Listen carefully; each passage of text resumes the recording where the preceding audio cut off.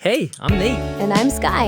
Welcome to Say It Real, the podcast that helps you speak real English with confidence. We kick things off with good vibes and real talk. So grab your headphones and let's get started.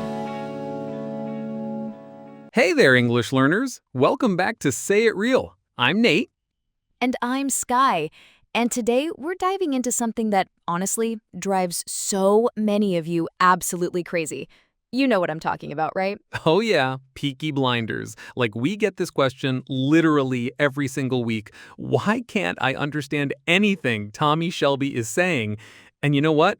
It's not your fault. Exactly. Your English isn't bad. You're just dealing with one of the strongest, most unique accents in all of Britain, the Birmingham accent, or as locals call it, Brummy. So here's what we're going to do today.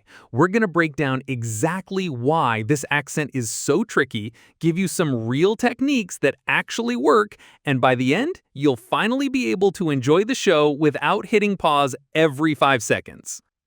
Okay, so real talk. Last week, I was chatting with my friend Maria. She's from Mexico, been studying English for like 4 years now, right? Super confident speaker. But she comes to me almost in tears and says, Sky, I feel like an idiot. I can understand BBC News perfectly. I can follow American shows, no problem. But I put on Peaky Blinders, and it's like they're speaking a completely different language. Oh man, that hits me right in the heart because that's exactly how I felt when I first moved to Birmingham for work, And English is my native language. I remember sitting in meetings going, what did they just say? It was so embarrassing. Right? So I told Maria what I'm going to tell you right now. Your brain was trained on textbook English, that clean, clear pronunciation from language apps and classroom audio.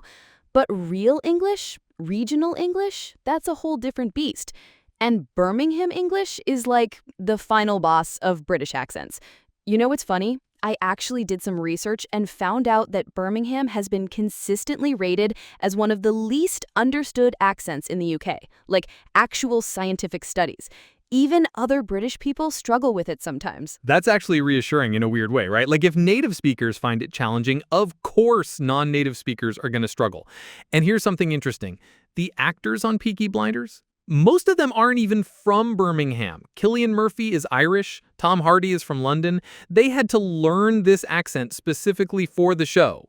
Oh, that's so smart to mention. And if you pay attention, different characters on the show actually have different levels of the accent. Like Tommy Shelby, Cillian Murphy's character, has a more controlled, sometimes almost posh way of speaking when he's doing business. But Arthur, his brother, pure, thick Birmingham. Exactly. And this is actually a really smart strategy for learners. Start with Tommy's dialogue because it's often clearer and more measured. Once you can understand him consistently, then move on to Arthur, who speaks faster and with more slang. It's like leveling up in a video game. And Polly, Helen McCrory's character, has this amazing mix of Birmingham working class, but also this educated, sharp tone when she's being authoritative. She'll go from, right boys, in pure Birmingham, to speaking almost like aristocracy when she's negotiating business. The thing is, it's not just about individual words being different. It's like the entire rhythm, the melody of the language changes. Plus, Peaky Blinders throws in 1920s slang on top of it all. So let's get into the nitty-gritty, shall we? Nate, what's the first thing that makes this accent so challenging? Oh, the vowel changes are insane. Like if you're expecting to hear time, but they say toim, your brain just goes error 404, word not found, right? The I sound becomes this oi sound, and it happens constantly. And then there's the ooh sound. Like when they say bus, it sounds more like boss. So if someone says, I'm taking the boss to work, you're like, wait, are you talking about your manager or public transportation? Exactly. And here's what really messes with your head. They drop consonants like it's going out of style. Better becomes betta. Running becomes runnin'. Your ear is waiting for those ending sounds that just never come. But wait, there's more. The intonation is completely different too. Like if you're used to the sing-song quality of, say, London English, Birmingham is much flatter, more monotone. It can sound almost aggressive when you're not used to it. Yeah, and that's not even getting into the slang and connected speech. Like, what are you doing here becomes, what you doing here? It's like 3 words instead of 5, and they're all squished together. No wonder your brain can't keep up. Okay, so here's the thing, and this is really important to understand. Your brain has what linguists call phonological expectations. Basically, when you learned English, your brain created a map of what English should sound like.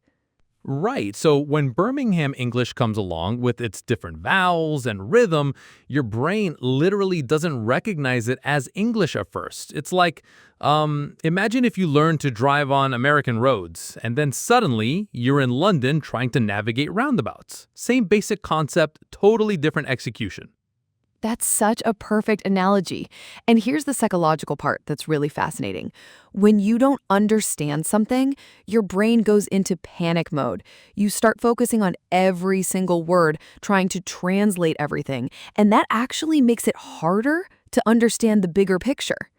It's like tunnel vision, but for your ears. You miss the forest for the trees, you know? The key vocabulary words like order and blinders, those you might catch, but you miss how they connect, the emotion, the context. All right, enough theory, let's get practical. What can you actually do about this? First technique, and this one's a game changer, is called shadowing. Oh, I love shadowing. So here's how it works. You play about 5 seconds of dialogue, pause, and then try to repeat exactly what you heard. Not what you think they said, but the actual sounds, even if it feels weird and you don't understand every word. Exactly. Your mouth muscles need to learn these new sound patterns. It's like physical training for your speech organs. And the crazy thing is, when you can produce the sounds, you suddenly start hearing them better too. Next technique is chunking.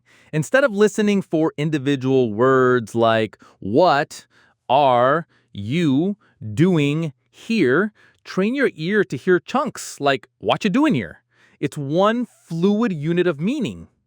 And here's my favorite subtitle strategy. First, watch with English subtitles, not subtitles in your native language, that's cheating. Then rewatch the same scene without any subtitles. Pick one scene and repeat this until you understand like 70 to 80% without looking. Oh, and here's something that really helps. Compare the Birmingham accent with standard British English. Like, find clips on YouTube of the same phrases in different accents. Your brain will start recognizing patterns instead of just thinking, I don't understand anything.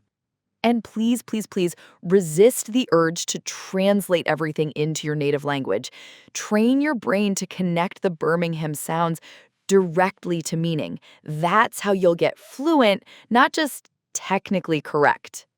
You know what? Let me give you guys a detailed step-by-step process that I've tested with my students. This is like a complete roadmap.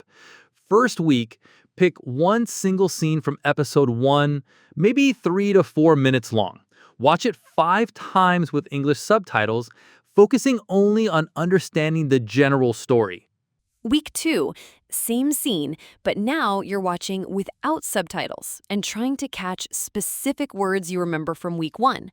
Don't stress about understanding everything. You're training your ear to recognize sound patterns. Maybe you'll catch Tommy and business and problem. That's already progress. Week 3 and 4. This is where the magic happens. You're going to do what I call micro-listening. Take just 10 seconds of dialogue, literally 10 seconds, and listen to it 20 times. I know that sounds excessive, but your brain needs that repetition to rewire itself for these new sound patterns. And here's a pro tip that most people don't think about. Keep a Birmingham accent notebook. I'm serious. Write down the Birmingham version of words alongside the standard version, like time versus toim, house versus aus, night versus noit. Seeing the patterns written down helps your brain connect the dots faster. Oh, and speaking of tools, there are some apps and websites that can actually help with this. You can slow down YouTube videos without changing the pitch. That's a game changer when you're starting out. Also, there's this website called Youglish where you can search for specific words and hear them in different British accents, including Birmingham.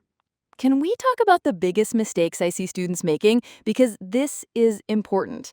First mistake, trying to understand every single word.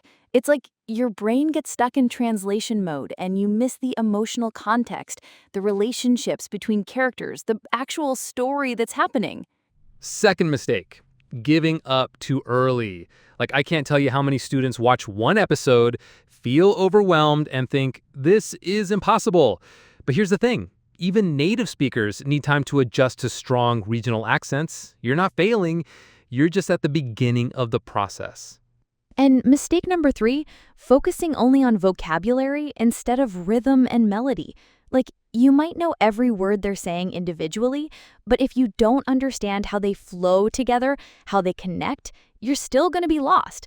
It's like learning piano. You can know all the notes, but if you don't understand timing and rhythm, the music doesn't make sense. You know what's really cool about mastering challenging accents like Birmingham? It doesn't just help you with Peaky Blinders. It literally expands your brain's ability to process different types of English. Like, once you can handle Birmingham, Scottish accents become easier, Irish accents become more accessible, even really strong American regional accents start making more sense. It's true. And think about this from a practical standpoint. If you ever travel to the UK or work with British colleagues, or even just want to enjoy more British media, this skill is invaluable. You'll be able to understand regional news, local podcasts, interviews with athletes from different parts of the country. It opens up so much authentic English content.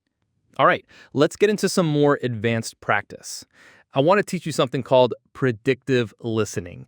This is where you start anticipating what characters are going to say based on context, their personality, and the situation. Like, if someone's angry in a family meeting, you can predict they might say things like, "That's not right," or "I won't stand for this."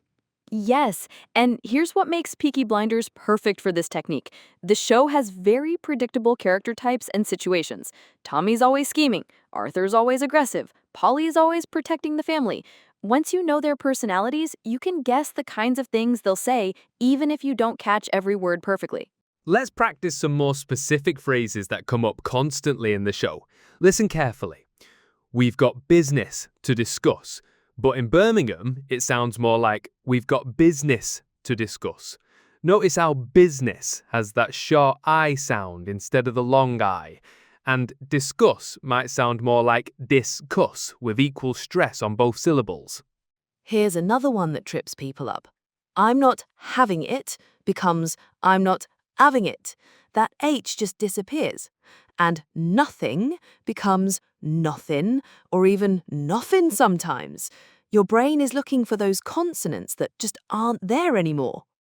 Okay, let's practice. I'm going to say some phrases in Birmingham style, and I want you to repeat after me. Don't worry about understanding, just focus on the sounds. Ready? By order of the Peaky Blinders. Come on, give it a try. By order of the Peaky Blinders. Next one. What you doing here, Tommy? Don't think about grammar, just let the sounds flow. What you doing here, Tommy? And one more. We got to sort this out right now.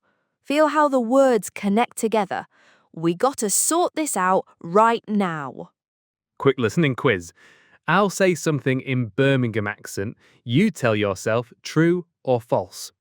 The Peaky Blinders use a lot of connected speech. True or false? True, they absolutely do. Words blend together constantly. Let's recap the key vocabulary. Birmingham accent, or Brummy, vowel changes, connected speech, shadowing technique, chunking method, and accent comparison. Remember, understanding accents is like building muscle. You start at 20%, then 40, then 80. It takes time, but you will get there. Thanks for hanging out with us on Say It Real. We genuinely believe in you, and we know you're going to master this. Subscribe if this helped you, and leave a comment telling us what show or accent you're struggling with next. Maybe we'll cover it. And hey, by order of the Peaky Blinders, keep learning English. You've got this.